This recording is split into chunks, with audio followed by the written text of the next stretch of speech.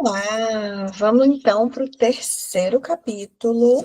Hoje a gente vai falar do paradigma da aceitação. Então, já vou colocar aqui para a gente os slides para a gente acompanhar.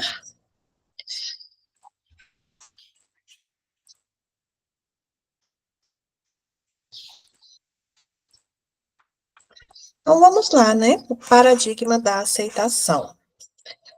É legal a gente fazer uma retrospectiva, né, de como é que começou o desenvolvimento da DBT, né? Então, a Marcelina Erran lá no início, né, quando ela começou a desenvolver, ela primeiro, ela incluiu o paradigma da mudança, né? Que já vinha ali de estratégias de solução de problema da TCC, e tinha esse foco na mudança com os pacientes, mas aí ela percebeu que as coisas não estavam fluindo muito bem, né? Aquilo que a gente já conversou no capítulo anterior sobre os pacientes se sentirem invalidados, essa pressão por mudança reforçava de alguma forma para eles a ideia do então realmente o problema sou eu e só eu e talvez não tenha jeito, né?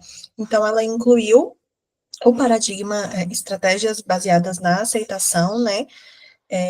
Validando, né, aquilo que o paciente tinha, dando uma atenção maior para a história dele e não só o foco na mudança. E por fim, incluiu-se aí a dialética, né, para lidar com essa polarização, com esses conflitos. Então, partindo disso, a gente ficou aí com esses três princípios. E hoje a gente vai falar com mais ênfase do princípio do paradigma da aceitação. Ele é o mais antigo dos três paradigmas e ele vi que tem um errinho ali, depois eu corrijo para enviar o slide para vocês. E ele é a raiz mais profunda da árvore da DBT.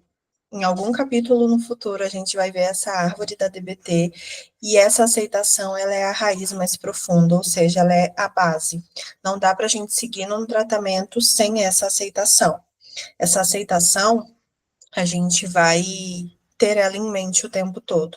Assim como os outros paradigmas também, né? Que é aquilo que a gente também conversou no capítulo anterior, que é preciso ter os três paradigmas em mente para a gente poder fazer ali uma escolha que seja mais efetiva, né? E com a aceitação isso não é menos real ou menos verdadeiro. E intervenções orientadas para aceitação são um pré-requisito para o uso eficaz de outras estratégias. Então, sim, a gente precisa ter aceitação em mente o tempo todo. Entrar no inferno com o paciente, né? Ou seja, aceitar aquela história, aceitar que as coisas são como são, que é algo que a gente também vai falar daqui a pouco com mais profundidade, é essencial para encontrar a saída desse inferno. A Marcelina, ela usa muito essa frase, né? Em provavelmente todos os livros que a gente lê sobre DBT, a gente vai ver essa frase que é entrar no inferno com o paciente. Não dá para a gente ficar olhando da portinha o sofrimento e pensando, acho que eu consigo ajudar daqui. Não, a gente vai ter que se doar um pouquinho mais, né? Como? Com uma escuta cuidadosa, com o aumento da consciência, e essa consciência a gente está dizendo de estar presente ali na sessão, estar presente com o paciente, ter atenção de fato naquilo, no momento presente que a gente está vivendo. A validação também, né? A gente também faz isso com validação e com aceitação. E é ideal que a gente entre em cada sessão com a mente aberta, o coração compassivo e receptivo. A gente precisa estar aceitando, validando, orientando para a mudança, e a gente precisa fazer isso tudo com uma certa disposição. Não dá para a gente estar presente se a gente não estiver disposto, né? E aí o Swenson fala uma frase, né, que é: quando estou verdadeira e totalmente presente no início de uma sessão, os meus pacientes percebem. E de fato eles percebem, né, gente? Às vezes a gente fica sem entender por que a relação ali não está fluindo muito bem, e é porque o paciente não é bobo. Ele sabe quando a gente está presente, ele sabe quando a gente está interessado, ele sabe quando a gente está validando verdadeiramente ou só estou aqui validando, mas eu nem sei se eu concordo muito com isso, eu nem sei se eu deveria validar. Então, por isso também que a gente valida o que é válido e invalida o que é inválido. A gente não vai ficar distribuindo validação à torto e à direita só para o paciente se sentir validado. Senão a gente vai estar indo para um polo, e não é isso que a dialética espera que a gente faça, né? Ficar ali pendendo para um polo, o polo da validação, por exemplo. A gente precisa desse equilíbrio. E agora a gente vai começar a incluir o mindfulness, né, nessa aceitação. O que é mindfulness, né? É a capacidade de estar no momento presente. Fácil de jeito nenhum.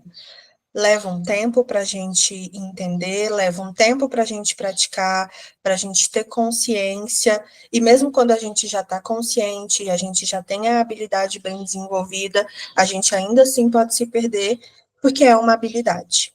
E assim como toda habilidade, a gente pode ter momentos em que a gente está mais habilidoso, menos habilidoso, momentos em que a gente precisa dar um passo para trás, refazer alguma coisa. Mas mindfulness basicamente é essa capacidade de estar no momento presente, de estar aqui e agora. Então, eu posso, por exemplo, estar aqui falando com vocês e pensando assim, nossa, tem um boleto para pagar e ele vai vencer, agora são 1h30, ele vai vencer às 2h, e eu não vou conseguir terminar isso aqui antes das 2h. Se eu ficar pensando nisso, eu não vou estar presente aqui no que eu estou fazendo com vocês. Mas se eu sair daqui também para pagar o boleto, talvez não seja mais efetivo. Eu não posso. Gente, me dá só um minutinho, deixa eu pagar o boleto aqui. Eu até posso. Mas como isso se aproxima dos meus valores, dos meus objetivos? Então, talvez o mais efetivo seja eu entender que, putz, esse boleto eu vou ter que pagar com juros, porque eu não vou conseguir terminar isso aqui a tempo. Então, eu guardo essa ideia num cantinho. Agora eu estou aqui. Quando eu terminar isso aqui, eu resolvo o problema do meu boleto. Se for o caso, eu posso sim falar, me dá licença só um minutinho, eu preciso resolver uma coisa muito urgente, muito importante. Eu vou lá, resolvo o meu problema, então eu volto para cá. O que não dá é para a gente ficar aqui e ali, aqui e ali. Isso não é estar presente, isso é estar dividindo a atenção. E por mais que a sociedade pregue essa ideia do multitarefas e do você consegue fazer 1 milhão de coisas ao mesmo tempo, a verdade é que a gente vai falhar em várias dessas coisas quando a gente escolhe fazer várias ao mesmo tempo. A gente tem exemplos disso o tempo todo, né? Quem nunca procurou o celular com o celular na mão, porque estava fazendo outra coisa? Quem nunca procurou a caneta, a chave de casa, e aquilo estava ali bem óbvio na sua frente e você não percebeu? Porque a gente não estava ali naquele momento com a consciência presente. Essas habilidades de mindfulness, elas são baseadas na aceitação de que a realidade é como é, de que as coisas acontecem aqui e agora, e de que a gente precisa estar intencionalmente no momento presente. A boa notícia é que é um estado que pode ser cultivado intencionalmente, então dá para a gente se tornar bom nisso, se tornar bom em estar no momento presente. E eu juro para vocês que a vida melhora muito quando a gente começa a praticar isso, quando a gente começa a estar presente no que a gente está fazendo verdadeiramente. A qualidade das nossas relações melhoram, quando a gente está falando de terapia, a nossa relação com o paciente melhora, o tratamento melhora, quando é a gente com a gente mesmo. Os nossos pensamentos melhoram, as nossas emoções melhoram, então é algo que vale muito a pena praticar, exercitar, incluir na nossa vida. Vai ter um capítulo no futuro também, que a gente vai falar de mindfulness mais especificamente, então não precisem se preocupar que a gente vai chegar lá também. E aí nós temos 5 princípios, né? Que é a consciência do momento presente, a tecla que a gente bateu bastante agora, o desapego, a interexistência, a impermanência e o mundo é perfeito como é. Juntos, esses princípios, eles promovem consciência, aceitação e compaixão, que são processos, né, que são coisinhas essenciais em qualquer tratamento. A gente vai falar com mais detalhes de cada um deles. Eles são as bases para as estratégias de validação e para o estilo de comunicação recíproca da DBT. E são alguns dos principais meios como nós, terapeutas, podemos nos regular durante as sessões. Então, vamos para o primeiro, né? Consciência do momento presente. ele é o cerne, ele é o pilar, ele é o centro do paradigma da aceitação. O momento presente é o único momento que a gente tem. A realidade, ela é aqui e agora. E ela está acontecendo mesmo se a gente não estiver consciente, mesmo se eu estiver viajando, pensando num evento do meu passado, planejando o meu futuro, a realidade está acontecendo aqui agora. Ela não vai pausar para que eu pense ali nas coisas que eu quero pensar, e ela também não vai ficar esperando até que eu volte. Então, ela está acontecendo. Então, a gente tem o passado, o futuro e o momento presente. E esse momento presente é o único momento que a gente consegue viver, é o único momento que a gente consegue intervir, é o momento que a gente consegue melhorar. E aí a gente tem alguns exemplos de alguns transtornos, demandas, diagnósticos e como essa consciência do momento presente pode ser benéfico nessas situações, né? Então, no TEPT que a gente tem ali, né, reencenações traumáticas, né? As técnicas de aterramento, elas visam recuperar a consciência do momento presente. Então, olha aí, existe alguma coisa no momento presente que é benéfico para o TEPT.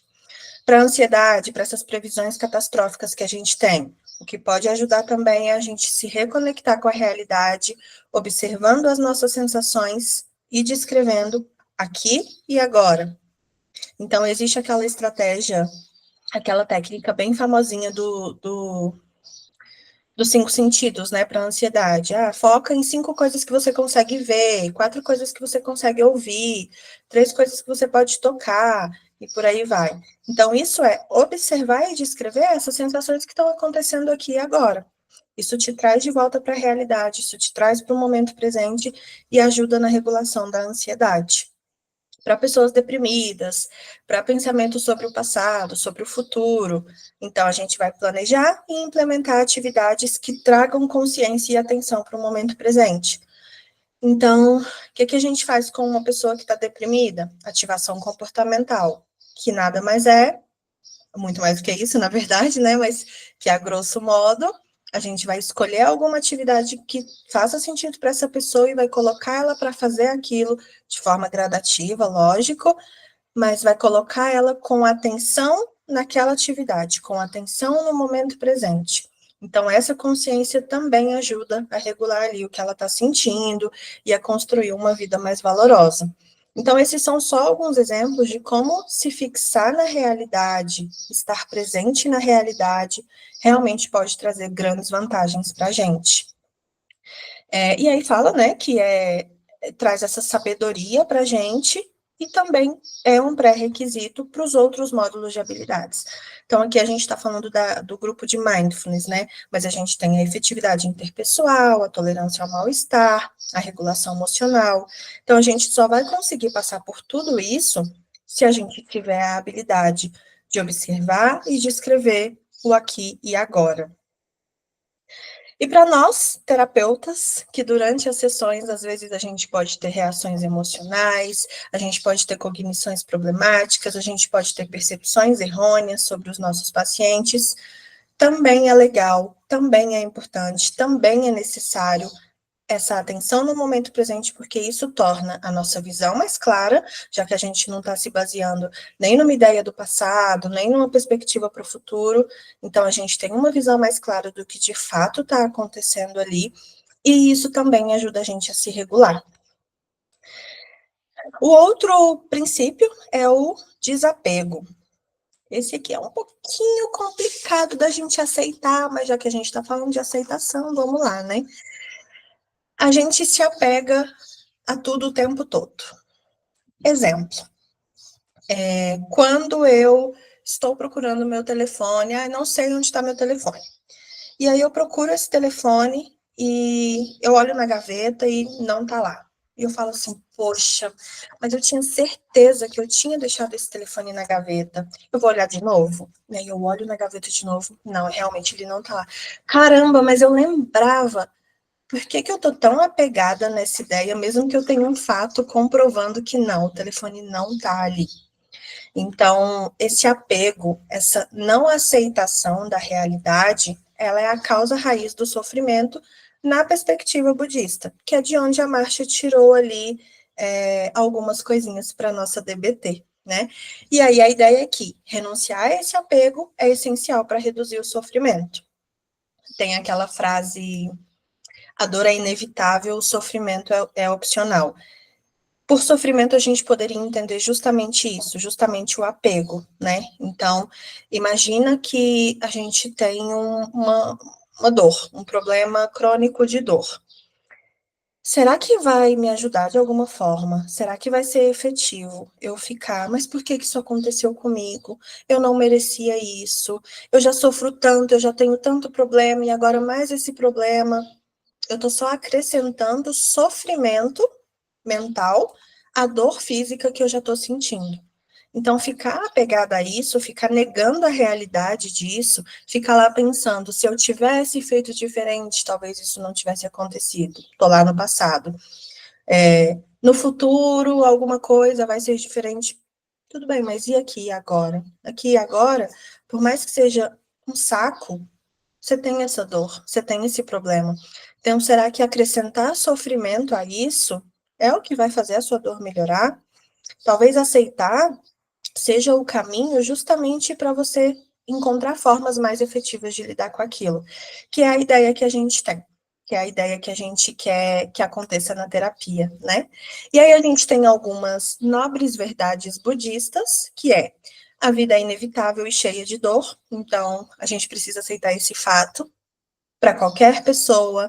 Ah, mas ela é uma pessoa tão boa. Sim, a vida dela também vai ser inevitavelmente cheia de dor. Ah, mas ela não merece isso. Sim, a vida dela também vai ser cheia de dor, mesmo que ela seja a pessoa mais incrível do mundo. Porque isso é uma verdade, é assim que funciona. Resistir ou protestar causa sofrimento adicional, porque é aquilo que a gente falou agora da dor. Você já está sentindo algo. Você está criando ali, você está acrescentando sofrimento para aquilo que já é inevitável, para aquilo que já não tem como a gente tirar dali. Ou pelo menos não naquele momento, né? Lógico que a gente está falando de coisas que a gente vai buscar tratamento e tudo mais, mas agora, no momento presente, aquilo ali é o que está acontecendo, aquela dor física é o que você está sentindo. E o alívio vem do reconhecimento e da aceitação da realidade como ela é. E como é difícil a gente aceitar a realidade como ela é, né? Esse exemplo do telefone, de eu ir lá e procurar o telefone, mas eu tinha certeza que estava aqui. Não tá. Poxa, mas eu vou olhar de novo porque eu tinha certeza. Quanto tempo eu estou perdendo nisso, lutando contra a realidade de que, ei, você já olhou, não tá ali? Será que não vale a pena procurar em outro lugar agora? A realidade é, não tá ali. Vamos buscar outra alternativa, né? A dor é inevitável, o sofrimento é opcional. E aí a gente tem um panorama do que acontece na sessão, né? Em cada sessão a gente tem a oportunidade de se apegar a alguma coisa, o que não é o recomendado, né? Mas acontece e vai continuar acontecendo. Sofrer, porque a gente se apegou àquilo. Perceber que a gente se apegou, se livrar desse apego, recuperar o equilíbrio. Então, a gente pode, por exemplo, se apegar pedir o paciente para preencher o cartão diário, né, da DBT. E aí o paciente não preencheu. Eu posso estar ali, eu com os meus pensamentos, pensando, putz, mas que droga, esse paciente já é a terceira vez que a gente conversa sobre isso, e mesmo assim ele não faz, parece que não funciona, eu já não sei mais o que fazer, eu estou apegada a essa ideia, e isso está me gerando sofrimento. Que eu não queria que isso tivesse acontecido, mas eu estou ali mastigando isso está me gerando sofrimento. Então, eu posso perceber que eu me apeguei. Tá, peraí. É a terceira vez que a gente combinou, a gente já tinha conversado, e ainda assim, o que eu tenho aqui? Ele não fez. Então, beleza, não vou ficar apegada à ideia do que ele não fez, porque isso já é um fato. Não vou conseguir mudar o fato de que ele não fez. Preciso aceitar essa realidade. Então, eu posso me livrar desse apego e recuperar o equilíbrio. Como? Beleza, a gente já tentou dessas formas, preciso tentar de outra forma. E aí eu posso ter ali uma conversa com o paciente do porquê que ele não preencheu, se esse método não tá legal, se a gente pode adaptar, enfim. E aí a gente passa por todo esse processo. Reconhecer o nosso senso de urgência, né? Nós, terapeutas, esse senso de urgência que a gente também tem na sessão, porque a gente também deseja que as coisas evoluam rápido para o paciente, não é só ele que quer melhorar, a gente também está louca para que ele ganhe alta da terapia, para que ele fique bem, para que ele mude, para que ele melhore, então a gente também tem esse senso de urgência. Reconhecer que a gente também tem isso às vezes é o primeiro passo para a gente falar, opa, peraí, talvez eu não esteja no momento presente, restabeleço o equilíbrio, e então eu posso ter a chance de ajudar esse paciente de forma efetiva. Quanto mais a gente se apega às coisas que a gente não tem controle, mais a gente se desregula. Porque mais a gente fica lutando contra aquela ideia que é um fato. Então, realmente o apego não parece ser a melhor opção, né? Porque isso torna a gente menos eficazes. E aí, esse aqui é um resuminho, né, de tudo isso que a gente falou agora. Então, se apegue, reconheça esse apego, se liberte estando em mindfulness, veja a realidade como ela é, né, se atente para os fatos, e então intervenha estrategicamente para ajudar o paciente com esse apego, com esse sofrimento. Nada mais é do que um resuminho do que a gente acabou de conversar. Temos o outro princípio, interexistência. Cada um de nós é único, né? Tem essa ideia aí do você é único, a gente é único e tudo mais, mas será que a gente verdadeiramente é único ou será que tudo interexiste de alguma forma? E aí a ideia é justamente que, ok, a gente até pode ser único em algumas particularidades, mas a gente também é um rearranjo temporário de tudo que acontece com a gente, das histórias que cruzam a nossa vida, das experiências que a gente vive, das pessoas com as quais a gente se conecta, com as quais a gente se relaciona. Então, é como se a gente fosse se desmontando e se montando a cada momento, né? Esse rearranjo temporário. Então, a ideia é que as coisas, elas se interrelacionam, elas se relacionam umas entre as outras, e elas coexistem, né? E aí a gente tem impermanência, que é a ideia de que as coisas, elas estão sempre mudando, mesmo que a gente esteja achando que não. E aí eu vou dar um foco aqui maior nas emoções, que é o que a gente mais tem contato, né, quando a gente está falando de DBT. As emoções, elas não são estáticas e permanentes, por mais que os nossos pacientes ou a gente acredite nisso. Quem nunca sentiu uma tristeza, ou uma raiva, ou uma outra emoção tão grande e teve certeza que aquilo ali nunca ia passar? Teve certeza que você ia se sentir daquele jeito para sempre. E o para sempre não durou mais do que meia hora, na maioria das vezes.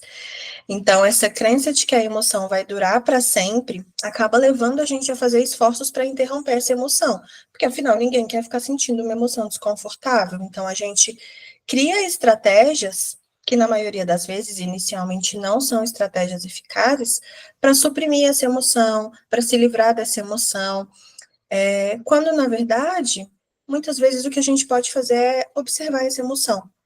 E aí tem uma frase, né, que é observar a vida e a morte de uma emoção. Então, a sugestão aqui é, da próxima vez que você sentir uma emoção, trata essa emoção como se você fosse um cientista explorando ela. Então, a gente sente emoções aí todos os dias, né? Então, em algum momento aí, nos próximos momentos, vai vir alguma emoção. Observa essa emoção e observa o quanto você acha que ela vai durar e o quanto de fato ela dura. Então, eu posso estar aqui, estou aqui gravando essa aula para vocês e vamos supor que meu telefone toque alto. Esqueci de colocar ele no silencioso e ele toca. E aí pode ser que eu sinta raiva ou vergonha, porque afinal atrapalhou aqui o que eu estou falando, meu Deus. E aí eu fico me martirizando porque aconteceu uma coisa horrível. Meu telefone tocou e todo mundo ouviu. Eles vão achar, já vem todos os pensamentos envolvidos, né? Eles vão achar que eu não me preparei o suficiente. Como assim um telefone toca e eu tenho certeza que eu vou sentir essa emoção para o resto da vida? Acho que eu não vou gravar mais nenhuma aula, afinal, meu telefone tocou. Só que aí eu continuo. Quando eu terminar de gravar isso aqui, provavelmente eu nem vou estar me lembrando daquilo que aconteceu. Porque é isso que acontece com as emoções. Elas vêm e elas vão. Do mesmo jeito que é assim que acontecem com os nossos pensamentos. Eles passam e eles vão embora. Quantos pensamentos a gente tem todos os dias? Que coisas mirabolantes, que coisas sem sentido, que coisas aleatórias. A gente já pensou e a gente nem se lembra. E na hora a gente falou, caraca, que pensamento maluco, né, esse que eu tô tendo. Acho que ninguém pensa assim. Todo mundo tem esses pensamentos que você pensa, ninguém pensa isso. E aí depois você descobre que sim, todo mundo tem pensamentos tão malucos quanto você. Pensamentos aleatórios ou sem sentido, né? E que passam, e que a gente já não se lembra mais. Porque é isso que emoções são, é isso que pensamentos são, impermanentes. Elas estão ali acontecendo e mudando o tempo todo. Então, nada está mudando? Será que nada está mudando no processo com esse paciente? Que às vezes a gente tem a sensação de estar estagnado, né? Se a gente observar bem, a gente vai ver que alguma coisa mudou. Talvez ainda não seja a mudança que a gente quer, que a gente planejou, que a gente está trabalhando para que aconteça, mas exatamente igual as coisas não estão. As coisas estão em fluxo, elas estão em constante mudança. A gente só precisa se atentar para perceber isso. Estar presente, estar em mindfulness, estar com consciência para perceber isso. E por fim, o mundo é perfeito como é. Então quer dizer que todas as coisas acontecem e é assim que tem que acontecer, e essas coisas são perfeitas? Não, mas essas coisas são como são. Então, aqui eu até risquei o perfeito, porque talvez a gente possa pensar: o mundo é como é. Se é perfeito, se não é perfeito, é como é. A gente julgar ou não se é perfeito não vai mudar o fato de que ele é como é. Então, o mundo é perfeito como é, ele vem justamente para falar que não importa se as coisas são justas, corretas, se a gente concorda, se a gente aprova, as coisas são como são. As coisas que acontecem com a gente hoje, elas vêm de uma história que aconteceu com a gente antes de ontem, de uma história que aconteceu com a gente antes de ontem. Então, o impacto coletivo do que veio antes faz com que as coisas sejam como são agora, mesmo que elas sejam horríveis, mesmo que elas sejam tristes, mesmo que elas sejam carregadas de sofrimento, elas são como elas são. Lutar contra isso, né, ir contra a aceitação disso, não vai fazer as coisas serem diferentes. O que vai fazer a coisa ser diferente é a aceitação da realidade e a busca pela mudança. Então, não adianta a gente só não aceitar que as coisas são como são, porque as coisas são como são, mesmo que a gente não goste, né? Ações antigas trouxeram resultados atuais e novas ações determinarão resultados futuros. Então é aquilo, a gente não pode mudar o presente, mudar o passado, né? A gente não pode mudar o passado, mas a gente pode construir um presente para que no futuro a gente olhe para aquele passado e fale, nossa, que legal aquilo que eu fiz ali. Estou construindo uma vida que eu realmente, no futuro, vou poder olhar para isso e falar, tá, é exatamente assim, ou pelo menos não exatamente assim, mas as coisas estão indo como eu gostaria. E aí a gente pode construir uma vida que seja mais valiosa, que é também a ideia central da DPT. Construir uma vida que vale a pena ser vivida. Então a gente cria mudanças no hoje para que a gente possa colher isso, tanto no momento presente como no futuro também. Juntando com isso, né, de as coisas são como são, o mundo é como é, a gente precisa se lembrar de que os pacientes, eles estão fazendo o melhor que eles podem, mesmo quando parece que não, eles estão fazendo o melhor que eles podem, porque as coisas são como são, as coisas são daquele jeito, mesmo que a gente pense, nossa, mas podia se esforçar mais um pouquinho, né? Sim, e ainda assim ele está fazendo o melhor que ele pode. E eles precisam se esforçar mais e eles precisam fazer melhor. Então é a grande questão, né, de ok, que você só consiga fazer isso agora, mas então vamos criar estratégia para você fazer isso melhor ainda daqui a pouco. E eles desejam melhorar, né? Não existe nenhum paciente que entra na terapia em sofrimento intenso e que queira ali se esforce deliberadamente para não melhorar. Eles querem melhorar. Só que isso também é muito difícil, porque aquilo que eles estão fazendo é o melhor que eles podem fazer, porque as coisas são como são. tudo que eles viveram antes, trouxeram eles para esse lugar onde o que eles conseguem fazer nesse momento, mesmo que seja tudo às avessas e confuso, é o melhor que eles podem fazer. Isso tem muita validade, né? A gente precisa olhar para isso e observar o grau de validade que tem naquilo ali, naquilo ali, porque a gente vai encontrar se a gente procurar. A gente é influenciado pelos princípios de aceitação o tempo todo. Então, quando a gente tem consciência e atenção no nosso paciente, a gente está aceitando aquilo ali que está acontecendo. Quando a gente nota esse apego que a gente sentiu, quando a gente reconhece a impermanência das coisas, quando a gente vê a interrelação das coisas, e quando a gente aceita que as coisas são como são. Então, a gente está o tempo todo com a aceitação ali ao nosso redor.